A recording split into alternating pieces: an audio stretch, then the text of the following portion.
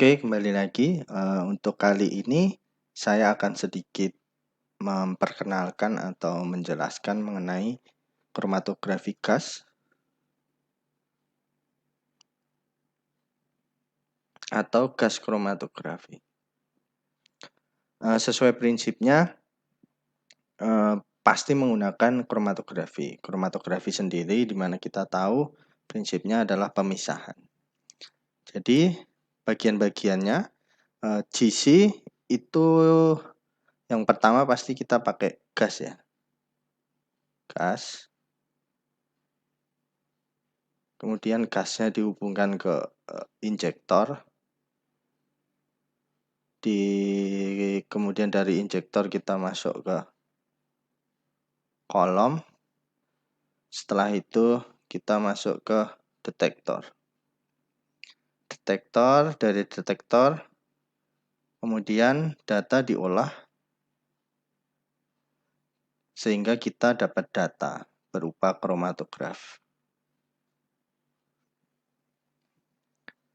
Dari sini namanya juga kromatografi gas atau GC. Fase gerak yang digunakan tentu saja adalah gas ya, gas.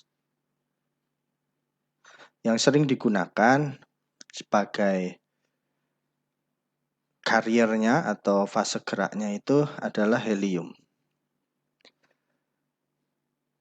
Bisa juga menggunakan gas lain seperti nitrogen, hanya saja helium biasanya memberikan hasil pemisahan yang lebih bagus. Beberapa GC juga menggunakan make-over gas ya. Make-over gas bisa digunakan nitrogen. Kemudian jika menggunakan FID mungkin detektornya, flame ionization detector, berarti kan dia butuh flame ya, nyala api. Tentu saja kita pakai gas pembakarnya. Yang sering kami gunakan itu hidrogen dan oksigen. Secara umum seperti ini, dari gasnya dulu. Kemudian kita beralih ke injektor. Di sini ada injektor. Injektor sendiri itu sampel secara umum di dalam gas ya. Secara umum kita bagi menjadi dua, yaitu sampel cair dan juga sampel gas. Untuk sampel cair, biasanya yang kita suntikkan kecil, 1 mikro, 2 mikro, dan selanjutnya. Kemudian jika itu dalam bentuk gas, biasanya kita pakai suntikan yang lebih besar karena dia bentuknya gas ya. Jadi biasanya, apalagi kalau sampel-sampel gas ini biasanya sangat kecil sekali dalam PPT atau PPB 4 per triliun atau 4 per billion. Jadi kita biasanya lebih kecil. Jadi kita menggunakan injektornya biasanya injektor yang lebih besar. Bentuk injektornya tentu saja beda ya, yang cair dengan yang gas. Untuk mendapatkannya pun juga berbeda. Yang cair kita bisa langsung larutkan mungkin atau didahului dengan preparasi sampel dulu. Kemudian setelah kita dapat cairan sampelnya kita ambil, kemudian kita suntikkan, bisa manual maupun dengan automatic injector. Untuk yang gas pun demikian, kita bisa lakukan secara manual maupun kita lakukan menggunakan auto sampler. Biasanya kalau gas ini kita ambilnya pakai headspace sampler, atau jadi misalnya kita pakai vial yang lebih besar. Misalnya vial 20 mili dan kita isi sebanyak 5 mili dengan sampel, dengan zat kimia lain yang digunakan sebagai preparasi. Kemudian dipanaskan. Kita panaskan pada suhu tertentu, suhu di mana sampel kita ini atau target analisis kita ini akan teruap. Setelah dia teruap, dia akan menjadi gas. Nah, dari gas inilah yang kita ambil. Jadi injektornya itu, jarum injektornya itu tidak sampai ke cairan di bawahnya, hanya mengambil di bagian sini, bagian gasnya atau headspace-nya. Baru kemudian nanti disuntikkan ke injektor sini. Seperti itu ya, kalau headspace sampler secara umum. Kemudian di dalam injektor sendiri kita mengenal ada septum, biasanya bentuknya seperti karet ya. Untuk bahannya sendiri teman-teman bisa cari bahannya dari apa. Ini tujuannya nanti ketika kita injekkan, dia akan ada di sini. Di sini ada liner, di sini ada glass wall. Glass wall ini juga punya fungsi. Nanti kalau kita pakai glass wall ini kita bisa dapat repeatability atau reproducibility yang bagus. Kemudian juga dalam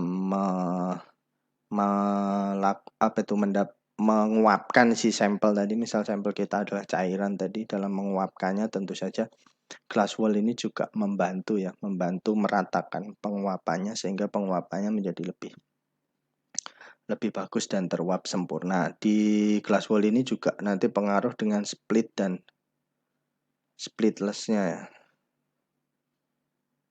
Secara simpelnya split itu kita injekkan misalnya 1 mikroliter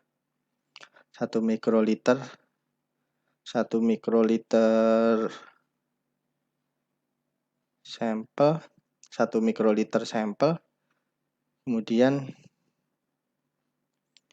kita lakukan split, misalnya kita split 50, nanti artinya 1/50 dari 1 mikroliter sampel yang kita injekkan tadi, yang diuapkan dalam glass wall tadi, nanti 1/50-nya akan diteruskan ke kolom. Misalnya kita splitnya kita pilih 5 ya, berarti 1/5 yang akan diteruskan ke kolom. Seperti itu. Kemudian setelah kita injekkan, di situ biasanya kita akan diminta untuk mengisi suhu berapa yang kita butuhkan di injektor. Misalnya kita suntik injektornya kita atur di suhu 230 derajat misalnya. Seperti itu, nanti kita injekkan, kemudian sampel itu akan menguap, kemudian sampel itu akan didorong oleh gas tadi ya, gas helium sebagai gas carrier gas atau gas pembawa atau fase geraknya. Dan gas nitrogen yang di sini juga membantu sebagai make up gas. Nah, dua gas ini yang nanti akan membawa sampel itu melewati kolom. Kolom sendiri untuk GC secara umum itu kolom GC itu kita bisa bagi menjadi dua ya, jadi dua. Kolom GC kita bisa bagi menjadi dua, yaitu cair dan padat. Yang sering digunakan tentu saja yang cair dibandingkan yang padat. Yang cair dan yang padat ini bisa kita dapatkan dalam bentuk yang berbeda. Ada pack kolom dan capillary kolom. Kalau pack kolom biasanya kolomnya tidak terlalu panjang dan kita menyiapkan sendiri isinya atau fase diamnya kita siapkan. Ada juga yang sudah dalam bentuk jadi. Itu biasanya dia diameternya juga besar. Kemudian tapi keuntungannya kita bisa rubah-rubah ya, misalnya kita pack kolomnya itu. Kita beli pack kolomnya, nanti isinya bisa kita rubah-rubah sesuai dengan keinginan analisis kita. Tapi yang lebih terkenal untuk GC biasanya adalah capillary column. Capillary column itu biasanya diameternya sangat kecil, mungkin 0,32, kemudian thickness-nya atau ketebalan dari fase diamnya itu bisa 0,25 mikro. Kemudian panjangnya sendiri bisa sampai 25 meter, 30 meter, 60 meter, yang dia dililit gitu ya. Jadi jangan dibayangkan kolomnya akan sangat panjang, tidak, karena dililit muter seperti itu. Tapi kalau kita panjangkan pasti panjangnya akan sesuai dengan ini. Misalnya kita beli yang kolom 60 meter ya, kalau kita panjangkan panjangnya akan 60 meter. Untuk isinya sendiri mungkin macam-macam. Yang biasa kita pakai ada DB1, DB5, bisa juga Qplot, bisa juga macam-macam ya. DB1 ini mungkin salah satu merek ya menyebutkan DB1. Nanti di merek lain bisa juga ditulisnya RTX1 misalnya. Ini sama ya, similar ini dua ini. DB5 ada, dia merek lain juga menuliskan RTX5, atau merek lain HP1, HP5 seperti itu. Jadi secara umum isinya sama. Nanti bisa dicek di saat beli itu, bisa cek di apa? Keterangannya itu isinya apa. Nanti di situ DB1, DB5.